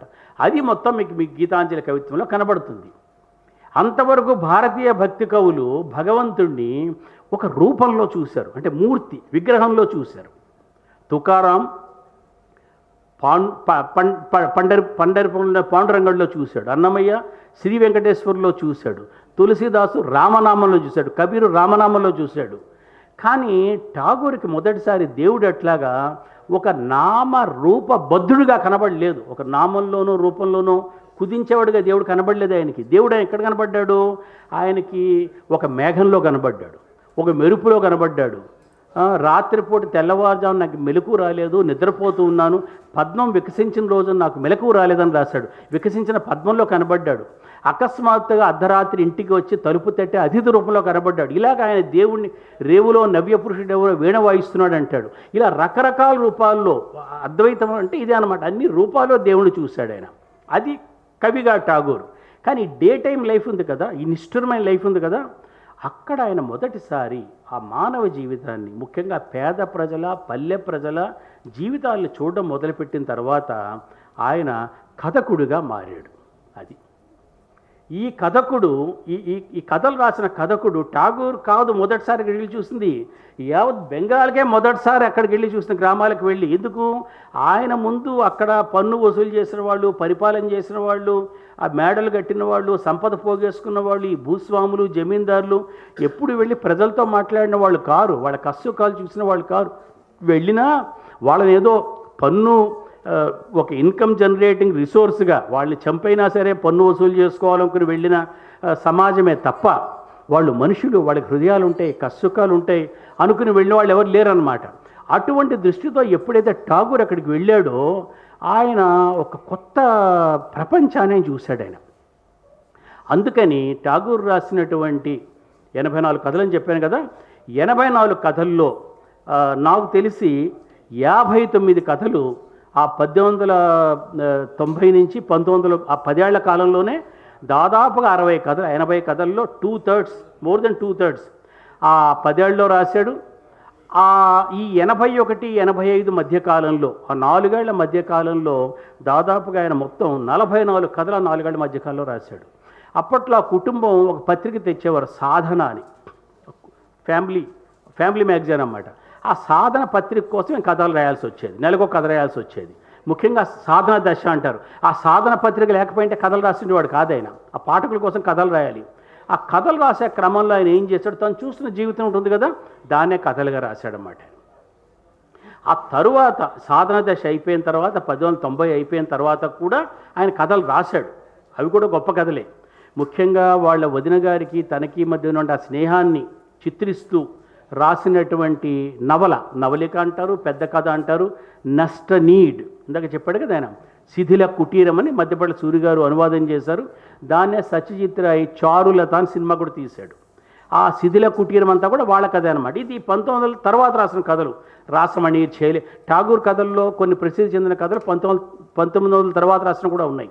కానీ ఈ ఈ ఈ జీవితం ఏదైతుందో గ్రామీణ జీవితం మనకు ఆశ్చర్యం కలిగించేది ఏంటంటే, తెలుగులో కథ మీకు తెలుసు, గురజాడ అప్పారావు గారితో పుట్టింది, దిద్దుబాటుతో పుట్టింది, 1910లో పుట్టింది తెలుగులో కథ. తర్వాత 1920 నాటికి శ్రీపాద సుబ్రహ్మణ్య శాస్త్రి గారు, చలం గారు కథని పూర్తిగా నవయవనంలోకి తీసుకొచ్చారు తెలుగు కథని. కానీ ఆశ్చర్యం ఏమేస్తుందంటే గురజాడ అప్పారావు కథలు రాయటానికి 20 ఏళ్ల ముందే ఠాగూర్, గురజాడ అప్పారావు, శ్రీపాద సుబ్రహ్మణ్య శాస్త్రి, చలం గారు ముగ్గురు కూడా ఊహించలేనటువంటి నిశితమైనటువంటి దృష్టితో, అంతకన్నా ఎక్కువ వాస్తవికతతో, ఇది మనం వాస్తవం చెప్పుకోవాలి కదా, వాస్తవం చెప్పవలసినప్పుడు నేను ఠాగూరు బెంగాలీ, నేను గురజాడ అప్పారావు తెలుగు అనుకోవడానికి లేదు కదా, వాస్తవం చెప్పాలి కదా. అసలు మన వాళ్ళు కథని ఊహించడానికి చాలా కాలం ముందే ఆయన కథలు రాశాడు. ఇది రెండవ భాగం. అంటే నేపథ్యం ఏమిటి? ఆయన వెళ్ళాడు, మొదటిసారి గ్రామ జీవితాన్ని చూశాడు. ఆ గ్రామ జీవితం ఆయన అయితే కవిగా అయినా మార్చుండాలి, లేదు కథకుడుగా అయినా మార్చుండాలి. ఆశ్చర్యం ఏమిటంటే రెండూ చేసిన. అందుకని ఈ పుస్తకాలు ఈ పెంగివిన వాళ్ళకి అనువాదం చేసినటువంటి విలియం రాడిస్ ఒక మంచి ముందు మాట రాశాడు. ఆయన అందులో ఏమన్నాడంటే, ఠాగూర్ వాళ్ళ అన్న కూతురికి రాసిన ఉత్తరాల్లో 3 పదాలు వాడాడు: స్థలము, జలము, ఘాట్ అని. స్థలాలు అంటే ఊళ్ళు, జలం అంటే వాటర్స్, ఆ నదీ ప్రవాహాలు, ఘాట్ అంటే ఏంటి? స్థలము జలము కలిసే ప్లేస్ ఘాట్ అన్నమాట. ఆయన ఏమన్నాడంటే ఆయన స్థలాల్లో రియలిజం, వాస్తవ జీవితాన్ని చూశాడు. జలాల మీద పయనిస్తున్నప్పుడు ఆయన ఐడియలిజం చూశాడు, ఒక ఆదర్శ స్వాప్నిక దైవిక ప్రపంచాన్ని చూశాడు. ఈ స్థలము జలము కలిసే ప్లేస్ ఉంటాయి కదా, ఘాట్స్ ఉంటాయి కదా, అక్కడ ఈ ఆదర్శాలు వాస్తవాలు ఖండించుకునే బిందువులు అనమాట ఆ ఘాట్స్. ఆ ఘాట్స్లో కథలు పుట్టాయి. అయితే ఈ రచయిత ఈ 130 ఏళ్ల తర్వాత మనం ఈ గురించి మాట్లాడుకుంటున్నామని అంటే ఈ కథలకి చారిత్రక విలువ మాత్రమేనా ఉంది? కాదు. అసలు కొన్ని కథలు చదివితే ఇవాటికి కూడా, ఈ రోజుకి కూడా మనం అటువంటి కథలు, మన కథకులు ఈ రోజు కూడా 21వ శతాబ్దంలో ఇప్పుడు 2026లో కూడా మన కథకులు అటువంటి కథలు రాయగలరని అనుకోలేను నేను. ముఖ్యంగా ఆయన భార్య రాసిన లేఖను కథ రాశాడు ఆయన, స్త్రీ పత్ర అని చెప్పి. అసలు మీకు ఆ మొత్తం కథ వినిపించాలి, నేను వినిపించట్లేదు కూడా చెప్తున్నా మీకు. అంటే ఆశ్చర్యం వేస్తుంది అన్నమాట. ఈ కథలన్నింటిలో ఏమిటి అంటే, నేను సాహిత్య అకాడమీ వాళ్ళ సంకలనంలో కథల గురించి మాట్లాడుతున్నాను. ఈ కథల మీద ఠాగూర్ కథలు రాసినప్పుడు, యాక్చువల్గా ఠాగూర్ సాధనా దశలో 1895 తర్వాత ఆయన కథలు రాయడం తగ్గించాడు. ఆ తగ్గించడానికి కారణం, ప్రధానమైన కారణం ఎవరంటే విమర్శకులు. వాళ్ళు కూర్చుని బెంగాల్లో, కలకత్తాలో కూర్చుని ఈ ఠాగూర్ తాలూకు కథల్ని విమర్శించారు వాళ్ళు. ఆ విమర్శలకు ఆయన చేదరించుకున్నాడు. వాళ్ళు ఏదో ఇదేంటి కథ, ఇది కథాశిల్పం రాదు, కథ నిర్మించడం రాదు, ఈ ప్లాట్ నిర్మించడం రాదు, ఇలాగ ఆయన విమర్శించారు. విమర్శిస్తే ఆయన కొంతవరకు ఆన్సర్ చేయడానికి ప్రయత్నించాడు. చివరికి ఆయన మానేశాడు, ఇంక వీళ్ళకి చెప్పలేమని చెప్పి. అంటే లేకపోతే ఆ విమర్శకులు కొద్దిగా రిసెప్టివ్గా ఉన్నా కూడా ఆయన కథకుడుగా అద్భుతమైన కథలు రాసుండేవాడు. నాకేమనిపిస్తుందంటే ఆయన్ని విమర్శించినటువంటి విమర్శకులు, ఈరోజు నాకేమనిపిస్తుంది, ఆయన విమర్శించిన విమర్శకులు అంధులు, పాక్షిక అంధత్వంతో వాళ్ళు. ఎందుకంటే ఆయన ఆ విమర్శించినటువంటి విమర్శ కూడా చదివాను నేను. ఆయన నిషీధలో కథ రాశాడు. ఆ కథను ఒక ఆయన విమర్శించాడు, ఆ విమర్శ కూడా చదివాను నేను. అప్పుడు విమర్శించాడు ఆయన రాసిన కథ రాసిన వెంటనే. ఆ విమర్శకుడికి ఠాగూర్ లాగా ఆ గ్రామాలకు వెళ్ళి ఉంటే, ఆ జీవితాలు చూసి ఉంటే అట్లా విమర్శించేవాడు కాదు. ఎందుకంటే జీవితం దగ్గర నువ్వు నిలబడ్డప్పుడు ఇది ప్లాట్ ఉందా లేదా, ఇందులో కథాశిల్పం ఉందా లేదా, కథా నిర్మాణం ఉందా లేదా అని ప్రశ్నించవు నువ్వు. ముందు జీవితాన్ని పట్టుకొచ్చాడు, ఈ రా లైఫ్ పట్టుకొచ్చాడని ముందెళ్ళు ఆనందంతో కౌగిలించుకుంటారే, నేను చూడని జీవితాన్ని చూపించే సంతోషపడతావు అన్నమాట. అలా సంతోషపడకుండా విమర్శించారు ఆయన్ని. అయితే ఈ కథలన్నింటిలో ఈరోజు ఎవరు రాయని మాట నేను చెప్తున్నాను. ఇంతమంది ఇంత రాశారు కదా ఠాగూర్ గురించి, ఎవరు చెప్పని మాట నేను చెప్తుంది ఏమిటంటే, ఈ కథలన్నీ కూడా ప్రధానంగా స్త్రీల కథలు.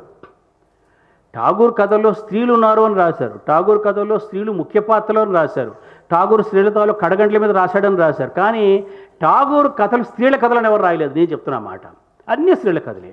ప్రతి కథలో ఒక స్త్రీ ఉంటుంది, వివిధ అవస్థల్లో, వివిధ రకరకాల సంకట పరిస్థితుల్లో తన కాలం నాటి, ముఖ్యంగా జమీందారీ కుటుంబాలు చివికిపోయినా ఫాల్స్ ప్రెస్టేజ్కి లోనవుతున్నటువంటి జమీందారీ కుటుంబాల్లో ఉండే స్త్రీల గురించి రాశాడు ఆయన. కలకత్తాలో చేరినటువంటి మిడిల్ క్లాస్, కొత్తగా తలెత్తిన మిడిల్ క్లాస్లో ఉండే స్త్రీల జీవితాలు రాశాడు ఆయన.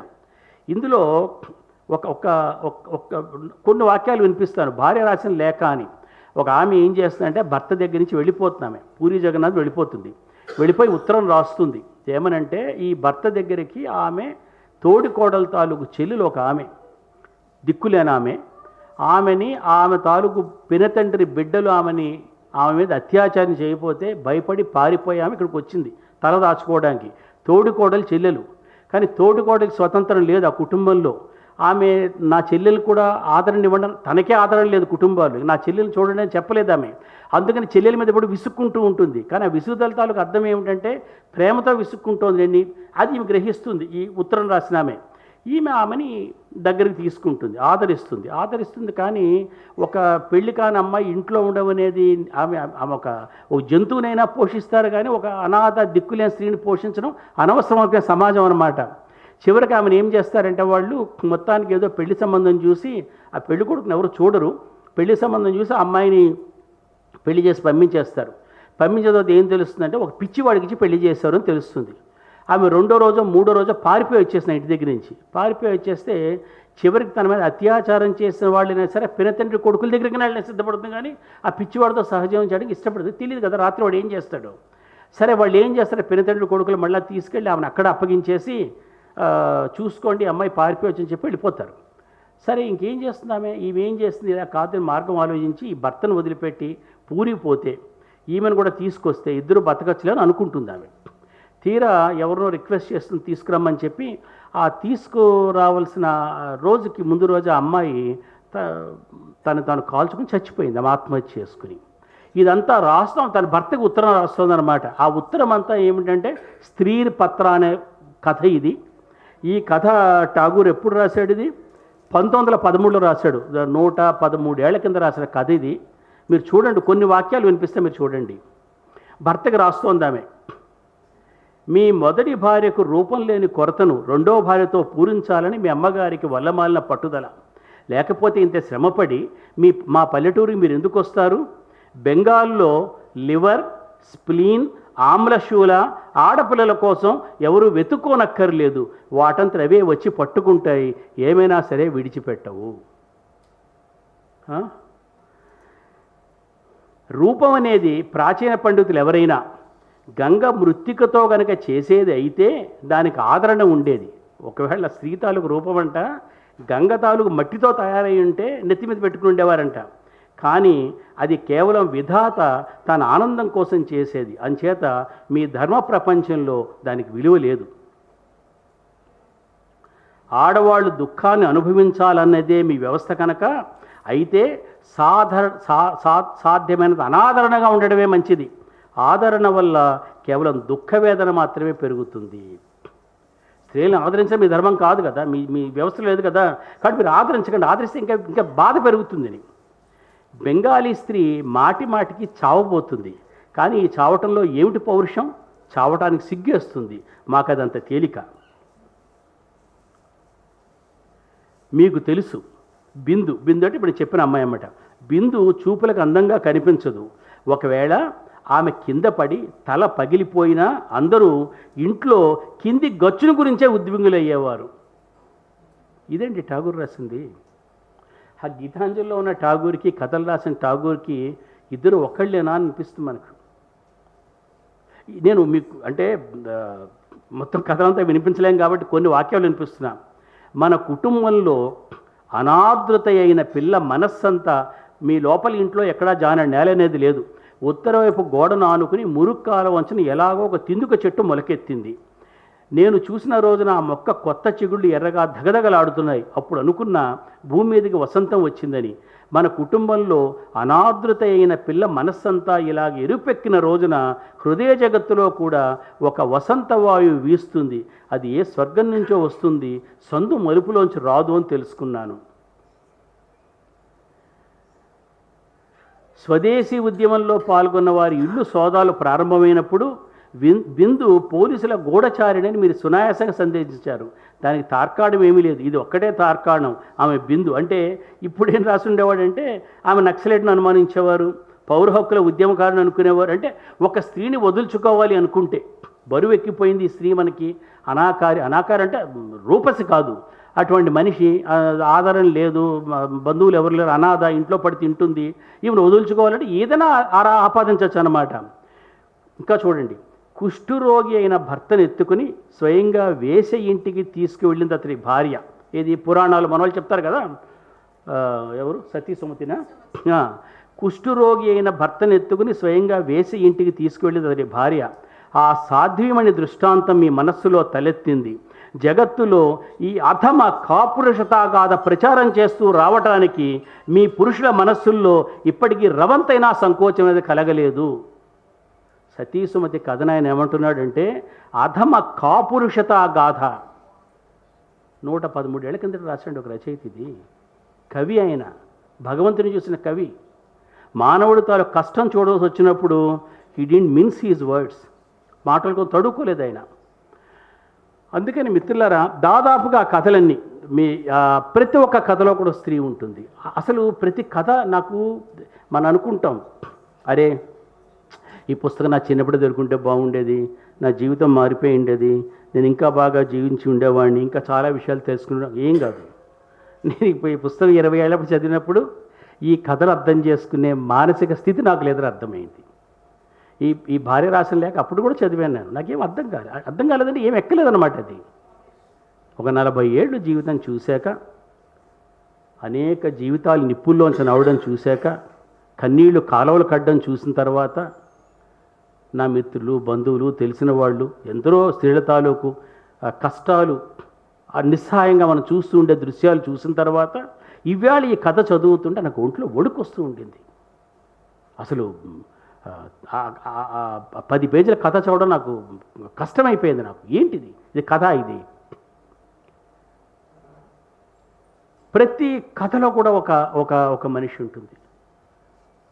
ఒక అమ్మాయి, ఆమె ఈమె ట్రాన్స్లేట్ చేశారు నిన్న ఎవరైనా స్వర్ణకిలారి శుభ. ఆ సుభాషిణి పేరు పెట్టాడు అమ్మాయికి, మూగపిల్ల. ఆ మూగపిల్ల అని తెలియగానే ఏమవుతుంది కథ చర్చ తెలిసింది వాడికి, మూగపిల్లని తెలిసిన తర్వాత ఏముంది, ఇంకొక చక్కగా మాట్లాడే అమ్మాయిని తెచ్చి పెళ్లి చేసుకున్నాడు. అంటే ఆడవాళ్ళు సంతలో పశువుల కన్నా విలువ ఉంటుంది. ఎందుకంటే పశువులు ఇంట్లో పనిచేస్తాయి, పాలిస్తాయి, వాటికి మళ్ళా మగబిడ్డలు పుడితే ఎడ్లు అవుతాయి, ఆడబిడ్డలు పుడితే మళ్ళీ ఆవులు అవుతాయి, వాటికన్నా విలువ ఉంది. కానీ స్త్రీకి బెంగాలీ సమాజం, అంటే హిందూ సమాజం, భారతీయ సమాజంలో విలువ లేదు అన్నది కళ్ళతో చూశాడు. అదని చెప్పదలుచుకున్నది. కలకత్తాలో ఉంటే రాయలేదు ఇది. ఆ ఉద్యోగ జీవితంలో ఎస్టేట్ పనుల వల్ల ఆయన ఆ గ్రామాల్లో, ఆ పల్లెల్లో తిరుగుతున్నందువల్ల ఆ విన్న కథలు, చూసిన కథలు రకరకాల, అంటే అందరు స్త్రీలు కడగంటలు పడ్డారా, కానీ స్త్రీ హృదయాన్ని చూశాడు ఆయన. పోస్ట్ మాస్టర్ కథ ఉంది. ఓ పోస్ట్ మాస్టరు ఎక్కడో దిక్కులేని మారుమూల ప్రాంతంలో ఉద్యోగానికి వెళ్ళాడు, ఉండలేకపోయాడు, పట్టించుకునే వాళ్ళు లేరు. అక్కడ ఒక చిన్న పిల్ల అతను ఆలనా పాలనా చూసేది, రొట్టెలు చేసి పెట్టేది, ఒక అసిస్టెంట్గా ఉండేది. అతను జ్వరం వచ్చింది, ఈ అమ్మాయి దగ్గరుండి మొత్తం సపరేలు చేసింది. జ్వరం తగ్గాక అతను పై అధికారులకి అర్జీ పెట్టుకుని ట్రాన్స్ఫర్కి పెట్టుకున్నాడు. ట్రాన్స్ఫర్ అర్జీ మంజూరు కాలేదు. ఆయన ఉద్యోగం అనేసి వెళ్ళిపోయాడు. నేను వెళ్ళిపోతున్నామని చెప్పి వెళ్ళిపోయాడు. ఆయనకి ఇన్నాళ్ళు ఈ పిల్ల తన జీవితం మొత్తం ఇతని చుట్టూ అల్లుకుంది, ఇతన్ని తన జీవితాన్ని కేంద్రంగా పెట్టుకుంది. తను వెళ్ళిపోతే ఈమె జీవితంలో శూన్యం ఏర్పడుతున్న విషయం తట్టదు. అతను అనుకుంటాడు, ఆ అమ్మాయికి డబ్బులకు చేతిలో ఇచ్చి నేను వెళ్ళిపోతున్నాను, ఏమనుకుంది ఇంకో సాయం చేస్తున్నాం, ఇంతే అతనికి తెలిసింది, ఇంతే. అలాంటి ఆ పోస్ట్ మాస్టర్ కథలో రతన్ దగ్గర నుంచి, శుభ దగ్గర నుంచి, ఈ భార్య రాసిన లేఖలో మృణాల దాకా ప్రతి కథలో కూడా స్త్రీ కనబడుతుంది. ఆ స్త్రీలు చాలా సజీవంగా కనబడుతున్నారు.